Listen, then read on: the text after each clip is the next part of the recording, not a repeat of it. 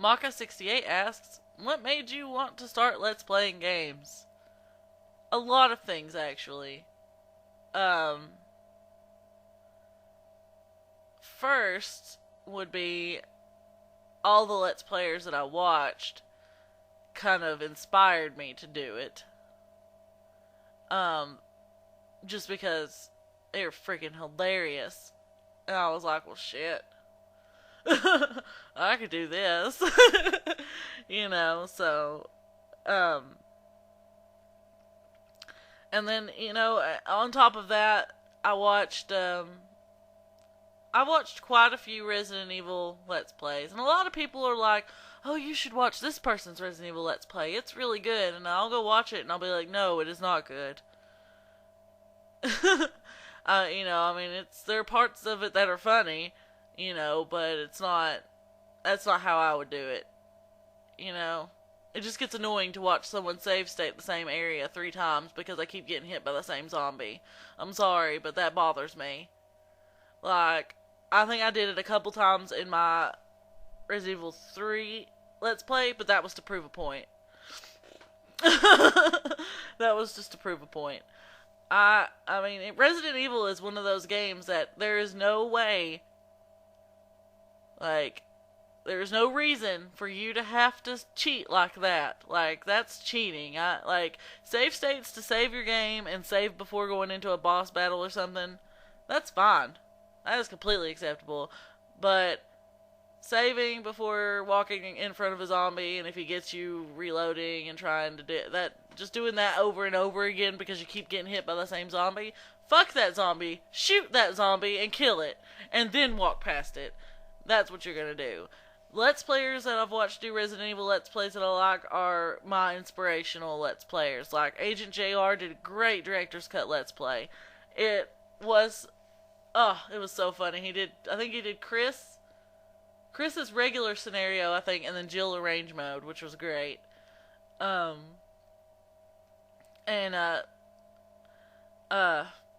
Girl 515 did a great Resident Evil Director's Cut Let's Play, which she did both Chris and Jill, their scenarios on easy, I think. And then she did Resident Evil 2. She's doing all of them, but so far she's done Leon A, Claire B, Claire A, and she's finishing up Leon B, and then she's going to start Resident Evil 3 when she can. So, I'm pretty excited about that. But, yeah, they have Let's Played Resident... Well, Manga Minx but hers was a console. You can't really save state, so... But her remake Let's Play was amazing. Like, I know it was like, I know that she just had so many problems, but it made it so entertaining.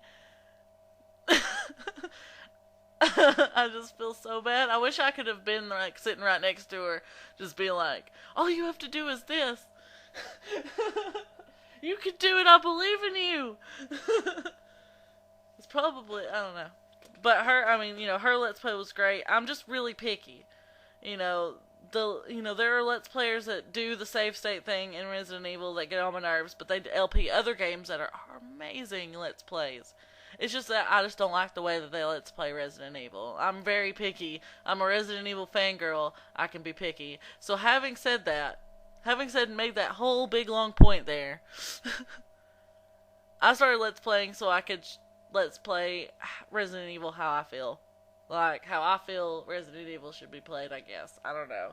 People seem to like my Resident Evil Let's Plays, so, I'm not bragging. I don't think I'm the best person that plays Resident Evil. I fucking died at the hands of a plant guy. In my stream, I couldn't fucking beat one Resident Evil game. I get to the final boss and fucking die both times. All 3 times. No, the 3rd time I didn't. I died by a hunter, but still. Yeah. Next question. I've rambled on about that for way too long. Next question. How old were you when you started getting into gaming? Pretty young. As a kid, my dad would take me places. We went to this one little, like, diner. It was like every other Sunday morning we'd go there to get like pancakes and stuff. And they had a Pac-Man machine there, and I would, or it wasn't a Pac-Man machine, it was a Pac-Man table.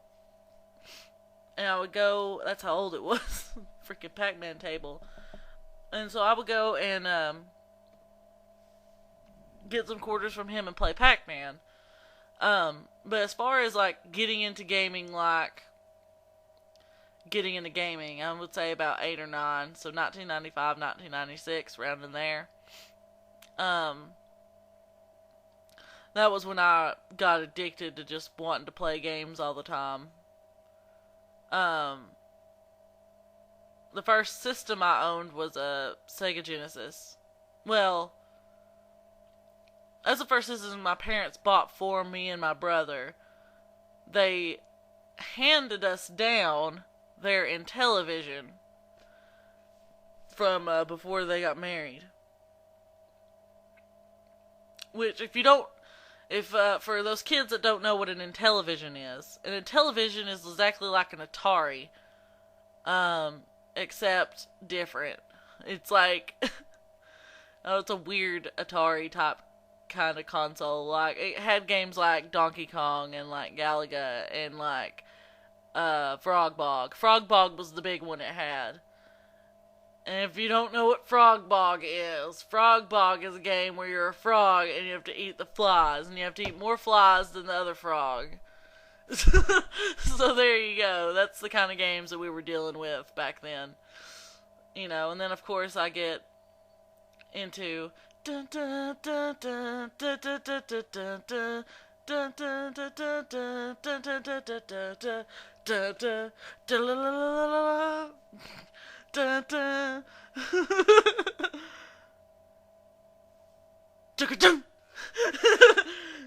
That was Sonic the Hedgehog. That was my interpretation of Sonic the Hedgehog noises.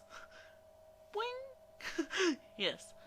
And then I got addicted to Sonic, and I played Sonic forever. So, yeah. So about 8 or 9. This is called Ramble with Laurie. Oh, okay. Armageddon 279 asks, what kind of words could you say to someone to give them motivation to continue their LPing? Like, what do you do to motivate yourself? I don't know. I don't think LPs are something that someone else can motivate you to do. I think you have to motivate yourself or be motivated by an external, like, what am I trying to say? Like, my viewers motivate me.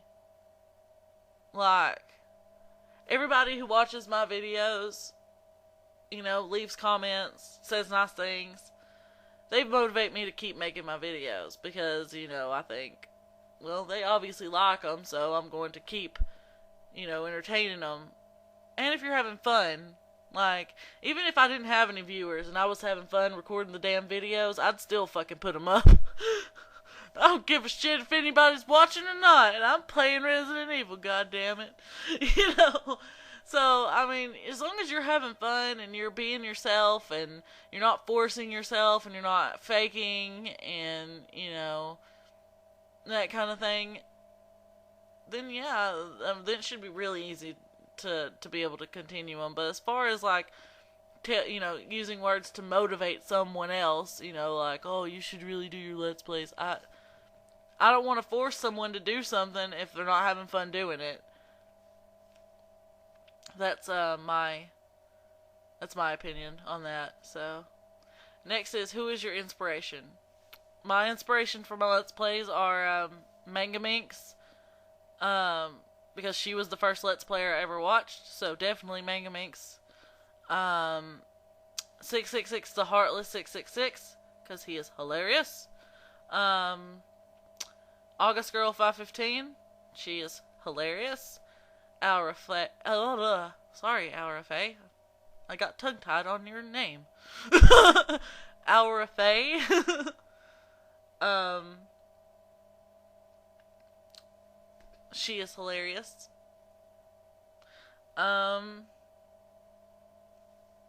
Who else am I on? Oh, Agent JR, I believe, is my other one. I have to. Oh, you don't know your inspirations? I do, but my brain is broken. I just woke up. Manga Manx, Heartless, August Girl, Our Fate. Yeah. Yep. Yep. Okay. So yeah, those are my inspirations. They inspire me to do things. Matthew666 asks, will you ever play a Devil May Cry of any number? Maybe? Question mark? Maybe? I might. I don't know. I'm gonna be watching Aura Faye's Let's Play of Devil May Cry when she gets her videos and all of her equipment sorted out. So if I do play it, I may play it like me playing it and not recording it. Because it wouldn't really be blind then. I would know what would be coming. So I would like to play them, We'll see. You never know. Masterlink Slash asks, if you remember, what would be the first horror game you ever played? Resident Evil Director's Cut, 1998. There you go. That's it. That was the first horror game I ever played.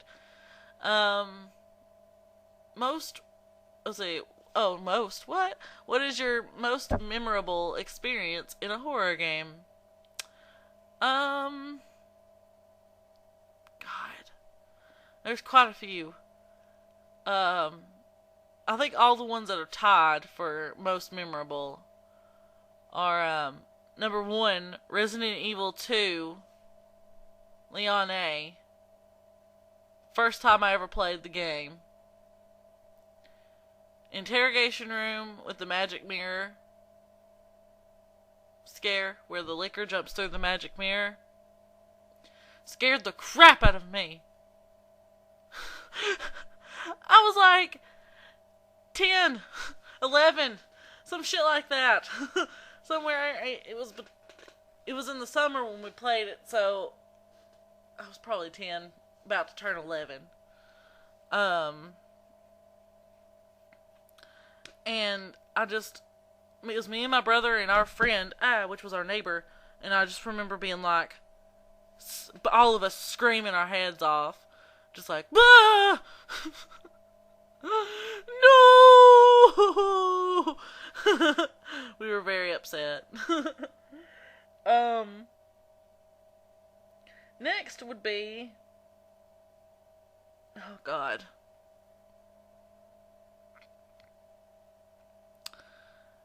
Oh man, most definitely.